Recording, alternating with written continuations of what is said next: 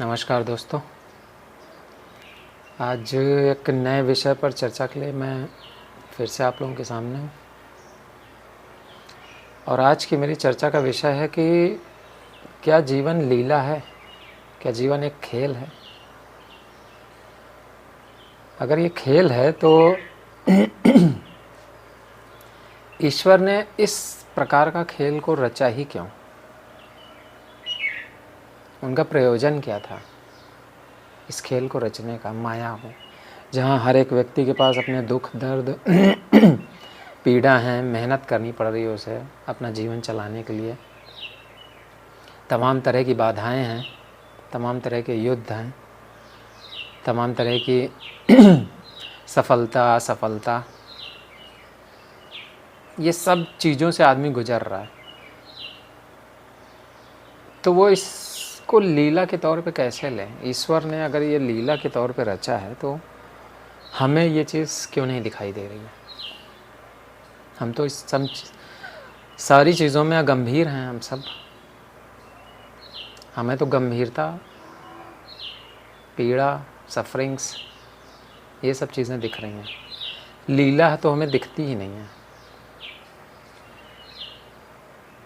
तो इसे समझने के लिए हमें ये पहले देखना पड़ेगा कि ईश्वर की इस धरती को या इस ब्रह्मांड को रचने की आवश्यकता ही क्यों पड़ी? क्यों उसने इसे रचा? तो शास्त्रगत तो व्याख्या यही कहती है कि ये ईश्वर की रची हुई एक लीला है, ईश्वर का रचा हुआ एक खेल है। किन्हीं बड़े बुद्धिजीवी और मनीषियों ने ये बात कही है शास्त्रों के माध्यम से। अब हमें इस चीज़ को समझना पड़ेगा कि लीला यानी खेल के तौर पे हम जीवन को किस तरह से लें। एक बच्चा देखिए, जब वो कोई खेल खेल रहा होता है, मिट्टी का घर बना रहा होता है, तो उसका उसे बनाने का सिर्फ एक ही प्रयोजन है कि वो अपनी ऊर्जा को उसमें डाल रहा है। ऊर्जा जैसे ही बहती है वो आनंद का रूप ले लेती है। एक बच्चा अगर खेल रहा है, कूद रहा है, इधर से उधर दौड़ लगा रहा है, किसी के साथ कुछ भी खेल खेल रहा है, तो वो खेल का एक ही प्रयोजन है उसका, और वो है आनंद, सुख। उसे आनंद मिल रहा है वो करने में, बस। अगर आप उसे रोक देंगे तो वो एक अवरोध के तौर पे फिर वो दुखी हो जाएगा। ईश्वर का इस धरती को या इस पूरे ब्रह्मांड को, इस माया के पूरे जगत को रचने का भी वही पर्पस है। ईश्वर एक असीम ऊर्जा ही है। वो उस असीम ऊर्जा का प्रयोग कर रहा है और नदी, पहाड़, झरने, रेगिस्तान, फूल, फल, मनुष्य और दूसरे तरह के जीव जंतु, चांद, तारे, सूरज, वो सब अपनी ही ऊर्जा को फैला के बना रहा है, उनका विकास कर रहा है। तो इसका क्या प्रयोजन होगा? ईश्वर को बस अपनी ऊर्जा को फैला रहा, वो आनंदित हो रहा। हम जब अपने आप को उस ईश्वर की ही ऊर्जा से एक रूप मान लेंगे, ईश्वर कर्ता के रूप में नहीं इन चीज़ों को कर रहा, वो कोई कर्ता नहीं है, वो एक ऊर्जा का एक परिवर्तित रूप ही है। इसीलिए वो इन सब चीज़ों को बना भी रहा है और आनंदित भी है। हम दुखी क्यों हैं? क्योंकि हम अपनी ऊर्जा को रोक करके किसी प्रयोजन वाली दिशा में कुछ पाने के लिए, कुछ महत्वाकांक्षा को पाने के लिए हम ये सब कर रहे हैं। हमारी ऊर्जा अपने नेचुरल फ्लो में नहीं जा रही है, और जब वो नेचुरल फ्लो में नहीं जा रही है, यानी उसमें किसी तरह की बाधा पड़ रही है, कोई अवरोध उत्पन्न हो रहा, तो हम इसीलिए सुखी नहीं, हम आनंदित नहीं हो पा रहे हैं।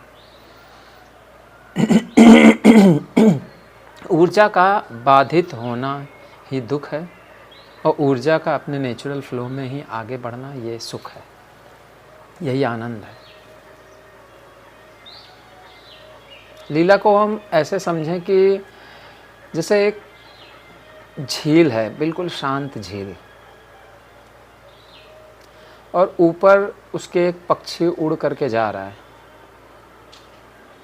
तो पक्षी को ये नहीं पता कि उसका प्रतिबिंब अब झील में बनने वाला है, उसे कोई इस बात से फ़र्क नहीं पड़ता, और ना झील को ही इस बात से फ़र्क पड़ता कि ऊपर अगर पक्षी उड़ के जा रहा है तो वो उसका प्रतिबिंब बनाए। दोनों एक दूसरे से बिल्कुल ही अलग हैं और एक दूसरे पर प्रभाव डालने की किसी की भी मंशा नहीं है। परंतु हम जानते हैं कि जब उस शांत झील के ऊपर से वो पक्षी उड़ेगा तो उसका प्रतिबिंब उसमें बनेगा ही। हम चूँकि इन चीज़ों को देख रहे हैं, ऑब्ज़र्व कर रहे हैं, तो हमें लगता है कि ये क्या है, खेल है ये तो, लेकिन पक्षी और झील दोनों को इन चीज़ों से कोई लेना देना नहीं है। तो इसी तरह से जीवन में हमारे कई बार ऐसा होगा कि हम कभी कभी कोई चीज़ करते हैं, बोलते हैं, या किसी के साथ हम किसी भी तरह की कोई एक्टिविटी, किसी तरह का रिलेशनशिप में भी जाते हैं, तो हम चाहते नहीं हैं कि हम उसे दुख दें या उसे सुख दें।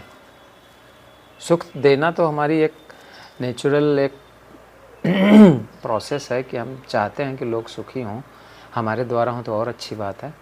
लेकिन प्रकृति का जो गुण है वो ऐसा नहीं है कि आपकी वजह से किसी को सुख हो रहा है, नहीं। आप सिर्फ अपना रोल प्ले करते हैं। आप एक जीवन के इस रंगमंच पर आप बस एक कठपुतली की तरह हैं। हम सब एक कठपुतली की तरह हैं। हम सिर्फ अपना रोल प्ले कर रहे हैं और वो रोल निश्चित रूप से किसी ना किसी को प्रभावित करेगा ही। ठीक वैसे ही जैसे कि पक्षी झील में अपना प्रतिबिंब छोड़ता है, वैसे हम भी इस जीवन के लीला रूपी जगत में अपना एक प्रतिबिंब छोड़ रहे हैं। बस उस प्रतिबिंब से किसी को क्या फ़र्क पड़ेगा, नहीं पड़ेगा, ये उस अमुक व्यक्ति पर ही पूरी तरह से निर्भर करता है।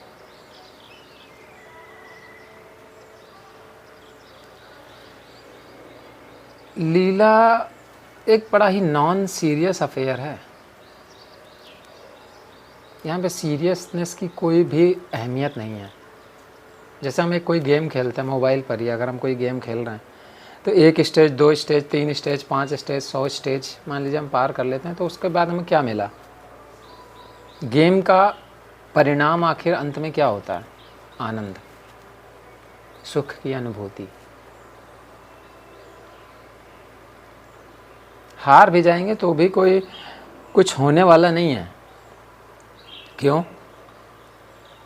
क्योंकि जीवन में गंवाने के लिए कुछ नहीं है। ईश्वर जैसे हर चीज़ बस खेल के रूप में कर रहा, हमें भी जीवन को पूरी तरह से खेल के रूप में ही लेना चाहिए। कोई भी चीज़ यहाँ सीरियस होने के लिए नहीं है, ना तो जीवन ना ही मरण। लेकिन जब हम अटैच हो जाते हैं अपनी इस शरीर से तो वहीं पे सारे दुख शुरू हो जाते हैं। अब देखिए जीवन में लीला का सबसे बड़ा जो चक्र चल रहा है वो ये है कि यहाँ पे सृजन, पालन और संहार ये सदा ही चल रहा है। ये इसी लीला का हिस्सा है, हमेशा हो रहा है ये। आज ही इसी समय जब ये वीडियो आप लोग देख रहे हैं तो इसी समय कितने बच्चे हैं जो पैदा हो रहे होंगे, कितने बच्चे हैं जो जिनका पालन पोषण हो रहा है, सब स्कूल कर रहे हैं, नौकरी कर रहे हैं लोग, और अभी ही कुछ लोग मर भी रहे होंगे। ये सारी प्रक्रिया अभी इसी वक्त हो रही है। लेकिन हम उन चीज़ों से प्रभावित नहीं हो रहे हैं। क्यों? क्योंकि वो चीज़ें ठीक हमारे सामने नहीं हो रही हैं, लेकिन हो रही हैं। ये बिल्कुल सत्य है। ऐसे ही हमें जीवन में इस बात का हमेशा ध्यान रखना है कि ये सारी चीज़ें हमेशा हो रही हैं, होती रहेंगी, और हमें नॉन सीरियस या बहुत ज़्यादा गंभीर होने की किसी भी परिस्थिति में ज़रूरत नहीं है। जीवन चलता रहा है, चलता रहेगा। आप आए हैं एक निश्चित जीवन जीने के लिए, ठीक है, हम उसमें लोगों के साथ करुणा से पेश आएँ, प्रेम से पेश आएँ, ये निश्चित रूप से मानवीय गुण हैं, अच्छे मानवीय गुण, इनका हमें पालन करना ही है। लेकिन किसी भी कंडीशन में गंभीरता जो है वो जहाँ तक हम इनसे दूर रह सकें उतना ही अच्छा होगा। लीला यानी खेल के तौर पे हमें जीवन को लेना है, और तभी हम जीवन में कुछ सार्थक, कुछ आनंद, कुछ सुख की अनुभूति कर पाएंगे। बताइएगा वीडियो आप लोगों को कैसा लगा। धन्यवाद।